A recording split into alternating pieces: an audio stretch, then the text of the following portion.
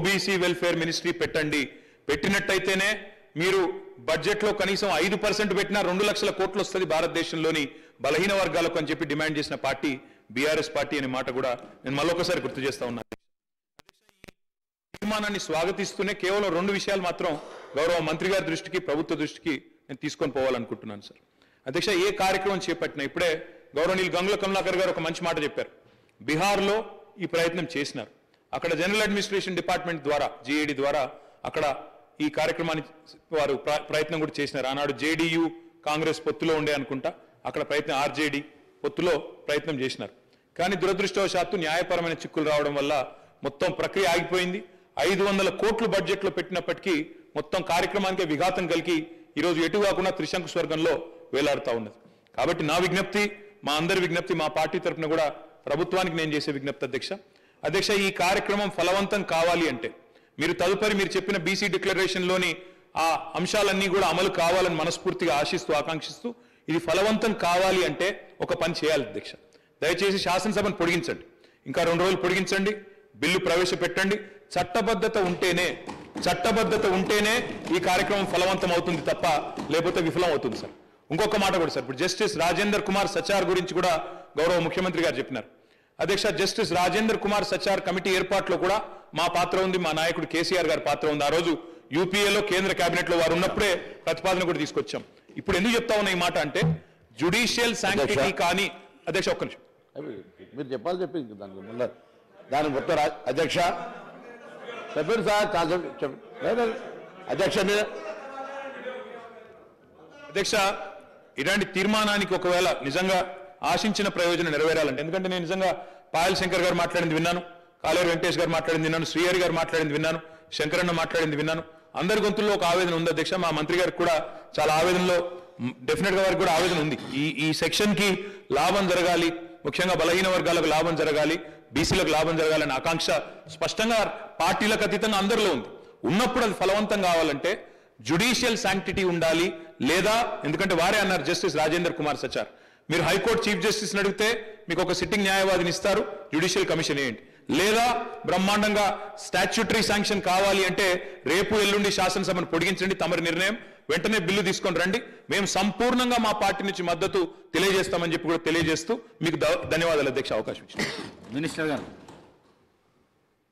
Sir, గౌరవ సభ్యులు గంగుల కమలాకర్ గారు, బీర్ల ఎల్లయ్య గారు, పాయల్ శంకర్ గారు, శంకరయ్య గారు, అక్బరుద్దీన్ గారు, వకీల్ శ్రీగారు గారు, కునమనేని సాంబశివరావు గారు, ఆది శ్రీనివాస్ గారు, కాలేరు వెంకటేశ్వర గారు, అదేవిధంగా కేటీ రామారావు గారు మాట్లాడిన దానికి సంబంధించి ప్రప్రదంగా ముందు ఈరోజు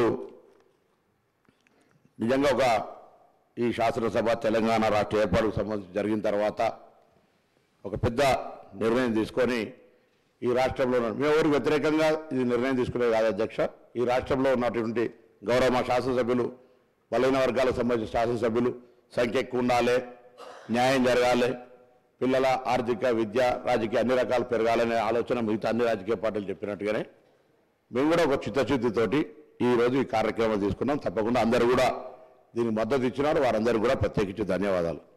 కానీ ఇందులో కొన్ని అంశాలకు సంబంధించి వారు లేవనెత్తినప్పుడు వారికి జవాబు చెప్పి ప్రభుత్వం తరఫున అందరు సహకారం అడుగుతాను. ఒక్కటి స్పష్టంగా చెప్తాను, ఇది విధి విధానాలకు సంబంధించి గౌరవ శాసనసభ్యులు కావచ్చు, ఇందులో న్యాయం జరగాలి బలహీన వర్గాలకు అనేటువంటి ఆకాంక్షించే వాళ్ళు కావచ్చు, రాజకీయ పార్టీలు కావచ్చు, అందరూ కూడా సహకారం తీసుకుంటూ ఎక్కడ కూడా వివక్షపూరితంగా ఏదో రాజకీయపరమైన అంశాలను తీసుకొని పోయేది, ఇది బలహీన వర్గాలకు న్యాయం జరగాలనేటువంటిది మా పార్టీ ఆకాంక్ష, మా ప్రభుత్వ ఆకాంక్ష అనే మాట సందర్భంగా మనం చేస్తున్నాం అధ్యక్ష. ఈరోజు చాలా మాట్లాడుతారు చట్టం గురించి సంబంధించి, చట్టం చేయాలి. నాకు ఆశ్చర్యం అనిపించింది అధ్యక్ష, రాజకీయంగా తర్వాత మాట్లాడతాను, ముందు మీరు ఎవరైనా తెలుసుకోమని చెప్తాను. నేను గౌరవ ఇక్కడ కూడా వెంకటేశ్వర న్యాయవాది ఉన్నారు, లేదా గౌరవ సభ్యులు 2011 ఢిల్లీలో కేంద్ర ప్రభుత్వం చేసింది, ఆనాడు యూపీఏ ప్రభుత్వం, నేను కూడా సభ్యుడిని. అప్పుడు ఏర్పడినటువంటి కేంద్ర ఓబీసీ పార్లమెంటరీ కమిటీలో సభ్యుడిగా దాదాపు దేశంలో ఉన్న 20 రాష్ట్రాలు తిరిగే అవకాశం వచ్చింది. తప్పకుండా బలహీన వర్గాల పట్ల ఒక కమిట్మెంట్ ఉంది.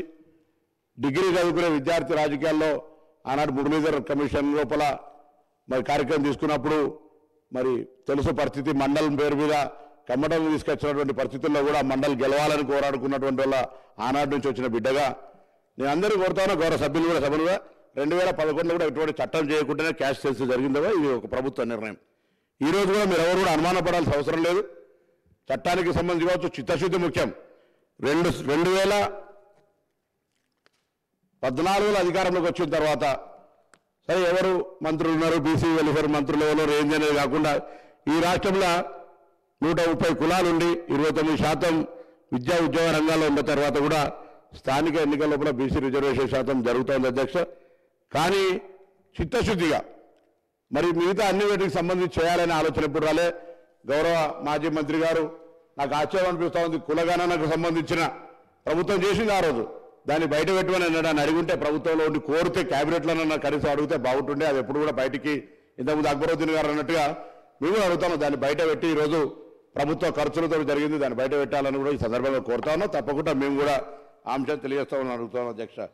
తర్వాత పిల్ల గుట్టక ముందే కుల్ల గుట్టినట్టుగా అన్నట్టుగా మంత్రి గారు అనేకమైనటువంటి మేనిఫెస్టోలు ఏం పెడతాం ఏం చేస్తాం అధ్యక్ష. ఒక్కొక్క మాట చెప్తే చాలా అంశాలు ఉన్నాయి. ఈరోజు బలహీన వర్గాల మంత్రిగా ఒక కార్పొరేటర్ బలహీన వర్గాల సీటును వేరే వ్యక్తి తీసుకుని గెలిచిండు అనే దాని మీద కలెక్టర్ ప్రొసీడింగ్ ఇస్తే కూడా ఒక బీసీ మంత్రిగా ఆ బీసీకి అన్యాయం జరిగేదని స్టే చేసినటువంటి పరిస్థితి మీకు నేను రికార్డుతో సాగిస్తాను.